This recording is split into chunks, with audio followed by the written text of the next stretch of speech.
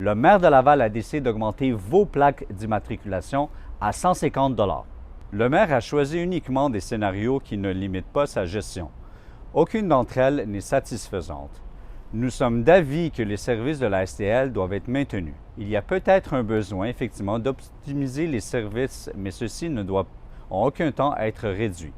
Nous sommes également d'avis qu'une réduction des services n'aiderait pas les finances de la société de transport, mais risquerait d'être le coup fatal pour briser le lien avec les derniers clients.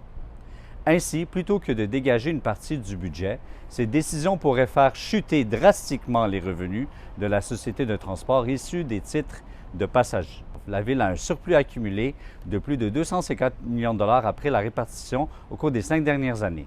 Qu'est-ce qu'on fait avec cet argent-là? Gouverner, c'est faire des choix. Le maire doit prendre sa part de responsabilité. Il doit faire des choix, ce qu'il a refusé de faire jusqu'à maintenant.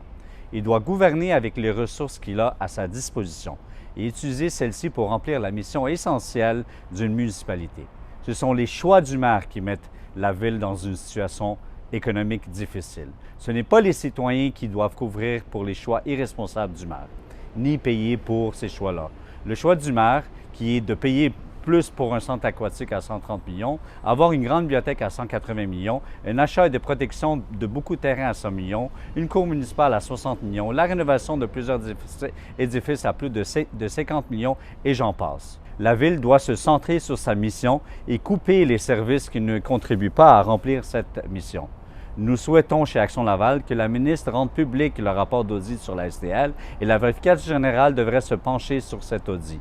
Nous voyons d'un bon œil les économies qui pourraient découler de la fusion des différentes sociétés de transport. Une administration d'Action Laval mettrait en place une commission sur les finances publiques pour identifier les dépenses de la Ville qui ne sont pas essentielles, mais qui appartiennent aux souhaits de l'administration. L'envergure de certains projets doivent être revus à la baisse, comme les projets de la grande bibliothèque, de la cour municipale ou encore les mises à niveau des bureaux des employés de la Ville. Avant de faire tout autre achat dans le cadre du parc linéaire au centre-ville, celui-ci devrait être chiffré et limité aux capacités financières de la Ville. Le maire n'a été élu que par 11 % des personnes habiles à voter.